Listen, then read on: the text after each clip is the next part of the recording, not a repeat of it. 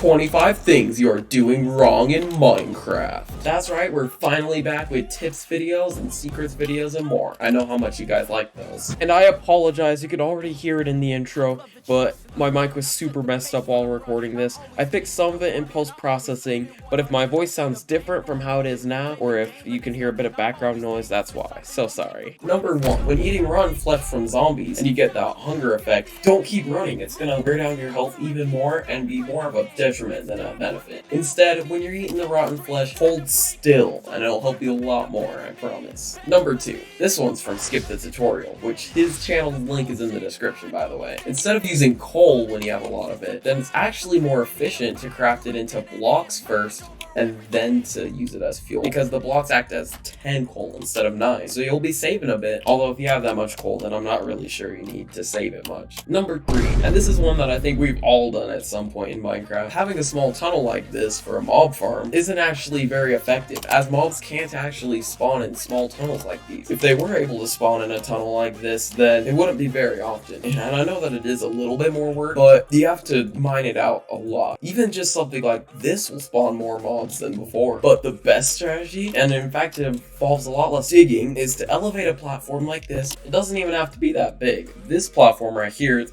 16 by 16 and it's still doing pretty decent for itself.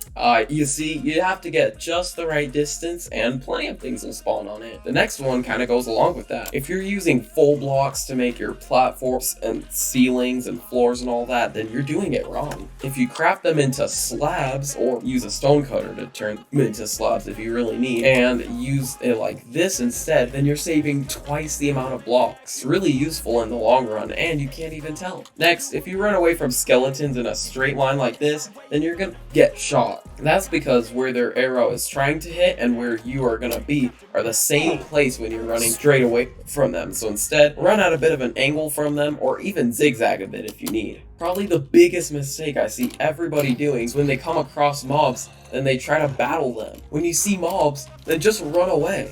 Do not attack a mob unless you need to, even if you have really good stuff. The only reasons you should attack mobs are if they're in your way, like a lot in your way, if you need some of their drops, or if you need XP. A lot of people actually don't do this, and they should, so do it now, please. I think this is something that we all do, and that is leave our very best armor for the biggest adventures. We'll get a really nice set of armor and we'll say, oh yeah, let's not use that. And we won't take it on most of our adventures and escapades. We'll say, yeah, we'll save that for a really important time. But then when you finally do use it, then you die pretty quickly, right? At least that's how it was with me back before I knew this. You should always use your best armor. Unless you're doing something really dumb that you don't need armor for, then you should always have on your best armor, because it might save a death. I mean, what's the point of having good armor if you never use it, am I right? So don't keep it locked away in a chest, okay? The next thing is, if you have Silk Touch, use it. On nether gold ore, then it's actually more efficient if you smelt up nether gold, as you get a full ingot from it, compared to if you were to mine it. Because even with Fortune 3, then it almost never drops 9 nuggets. It's so much more efficient to mine it with Silk Touch. And you don't have to craft it afterwards, which is nice, I guess.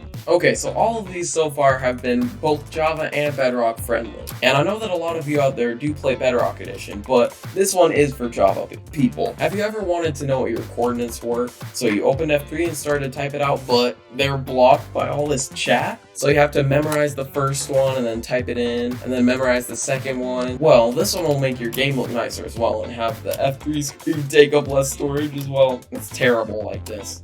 Go on your options, video settings, GUI scale, click it. It will be set to auto by default, but you click it and it gets really small, but you can click again and it gets bigger. Click it again. GUI scale 3 is what I prefer. As you can see, you have so much more of the screen showing, and if you were to open chat, then now you can see your coordinates. Look, they're just right there, and you can type them in while having the F3 screen open. Next, a lot of the foods that give you only a small amount of hunger back are pretty easy to get, and you can get a lot of them at the same time, like carrots or like sweet berries and that kind of stuff. But these foods are terrible. Not only do they give you a small amount of hunger back, but almost all foods that give you small amount of hunger back will give you a small amount of saturation back.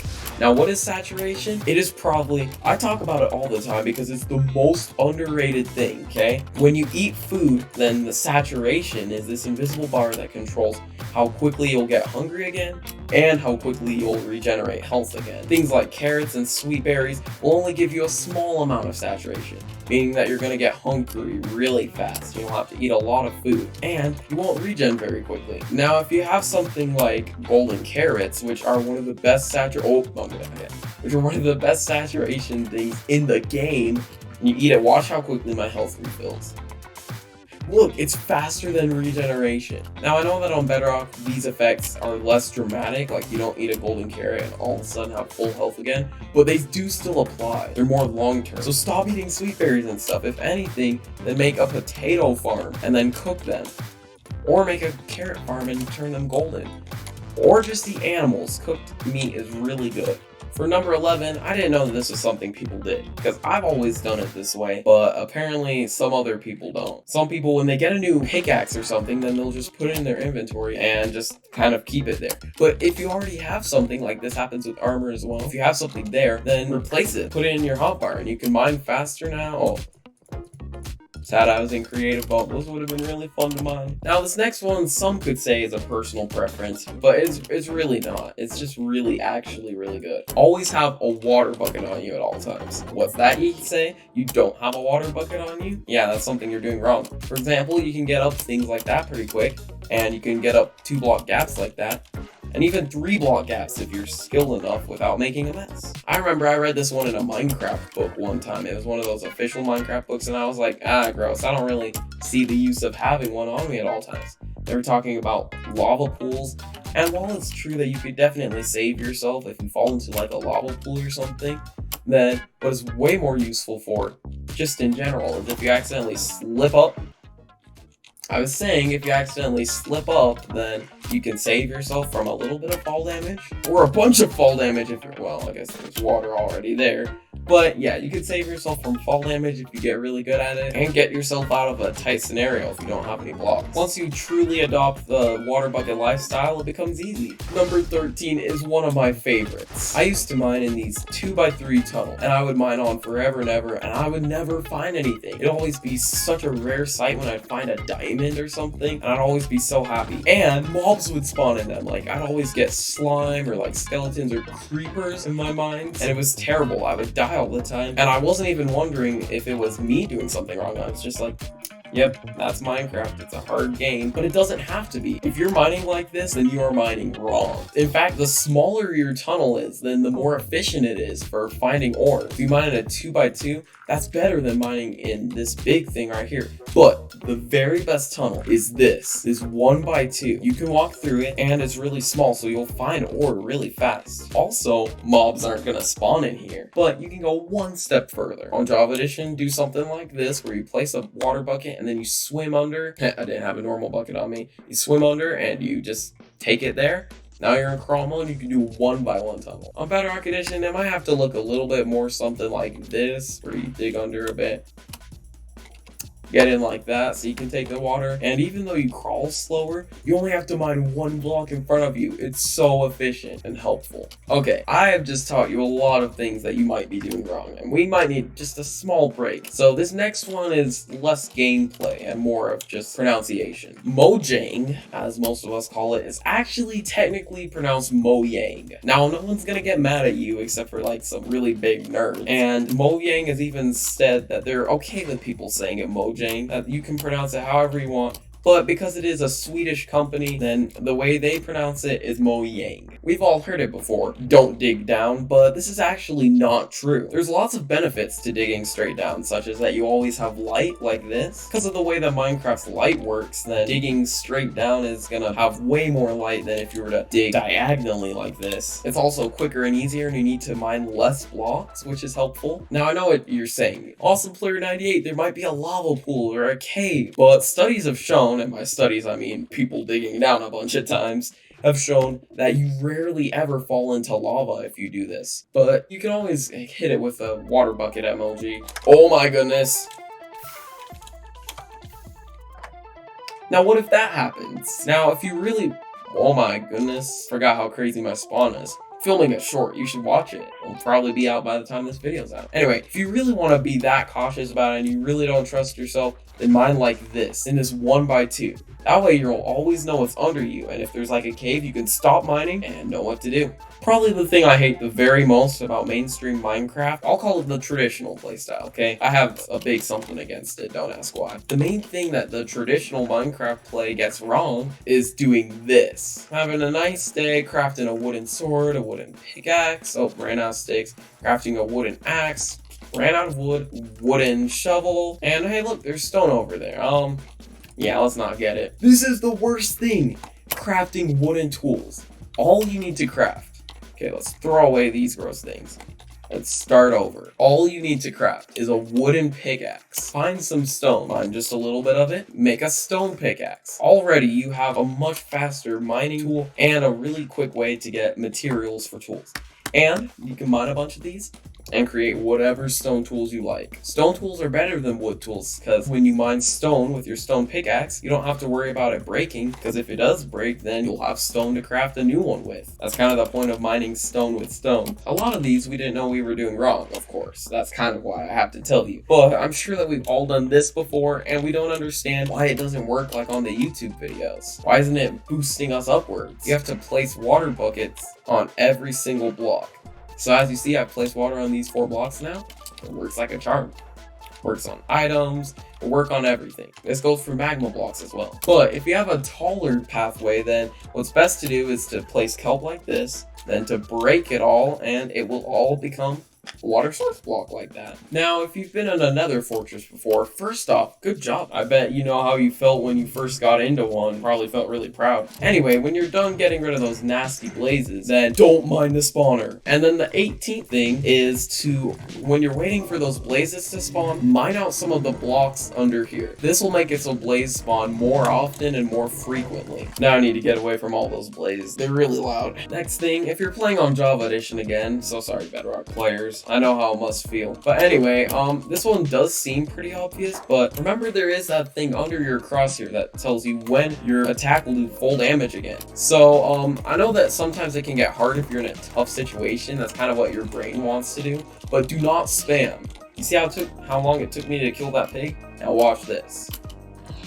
1 hit. Now, while they're nice to look at, I think we all hate these trees when we're gathering wood. It's so hard to mine every single block, and if we miss a block, then the leaves are gonna stay around forever. Fortunately, I do have the solution. Place your sapling on the ground, and then a few blocks up from it, place a block, okay? It can even be like a slab. And now when you bone meal it, actually it has to be a few blocks higher, oops. Oh, just like that, the tree will not grow to be taller than the block. This is so helpful, especially if you have a designated tree growing spot. You can just keep that block up there, and then whatever tree you grow won't be really tall. Now, I know this one sounds ridiculous, and I didn't really understand it at first, because it is called the stone cutter, not the wood cutter, but he lied to me. Well, builders, if you're using a crafting table to create your stairs, then you're doing it wrong. See how we have to use 6 different stone to make only 4 stairs? If you use a stone cutter, just put the stone in there, you can get 1 stone stair for every stone. Not only does this make it so you have more of them, but also makes it easier if you only have 1 stone. You don't have to go off and get more to be able to make a slab for your grindstone. It's your lucky day. You just barely got a bunch of iron and you're about to craft something.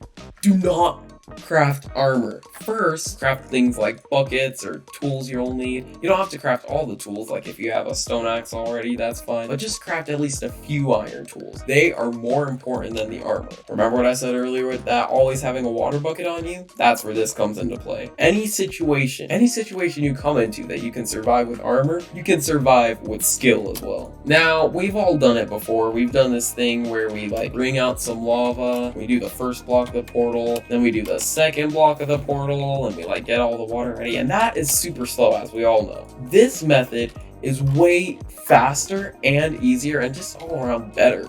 So do this. Now this is just a quick tutorial on how to speed portal. If you're still confused, then you should look it up. They've got way better tutorials out there. This is just kind of a quick one I did. Find a line of at least 4 in a lava pool. Put a block in the center, put water right next to it, make sure you have a pickaxe, mine that block, and it should create this shape. If it's not obsidian under it, mine that and put lava there to create obsidian. If it's a bit crowded, mine things up just a little bit. Nothing much, just a bit like this. Make sure that there's these 2 blocks here and a formation like this right here. It's kind of like a hook over it, and these 2 blocks here. Place water right there, and it'll create this. And if you do it right, it won't overflow into the lava. Next, you take lava, and you put it right there and there. Oops. Building 3 up there, 3 up there. You build 1 from the side, and another from the side. And you've created another portal. Now you just light it with flint and steel. Not only is this a lot safer than doing it this way, it's faster, and it's also just cooler. You'll feel so cool doing it, and you can show off to all your friends. Now I know what you're thinking. What could possibly be the very last tip? I always try to have the very coolest tips be till the very end. And I hate to break it to you, but this one's a little bit of a slap in the face. Nope, not making a clever pun. It's not literally. It just kind of hurts to hear. By clicking on this video, you've shown that you accept that there's things you're doing wrong in Minecraft. By clicking on this video and taking the time to watch it till the end, this shows that you're not beguiled in pride and not thinking that you're the best. A lot of kids out there, and it may have also been you at some point, and may still be you, but a lot of people, they'll start playing Minecraft or just anything in general, and they'll think that they're really good at it. Now, I know that I sound like quite a lot of a nerd, but this is called the Dunning-Kruger effect, which is where if you're new to something and you don't really know too much about it yet, then you're gonna think that you're really good at it because you don't really know about all the complexities that thing has, because you don't really know about all the things that could possibly be in Minecraft or anything else in life, then you think, yeah, I'm pretty good at this. But once you start to actually get better, you realize how much there is to learn. You start to doubt yourself. You start to say, wow, this is probably harder than I thought. If you think that you're really good at Minecraft and you haven't already gone through that phase where you realize that you still have a lot to learn, then sorry, but you probably are at that stage where you think that you're like the best at it. I hope that these 24 things have helped you notice that there's a lot to learn and that Minecraft is a lot deeper than it appears at the surface. If you want any tips or want to know a lot more stuff like this, then consider subscribing to the channel. I make a lot of these all the time, and even though I'm pretty good and I know quite a lot of stuff about Minecraft, I'm still learning all the time too. So let's learn together, shall we? Awesome Player 98, out.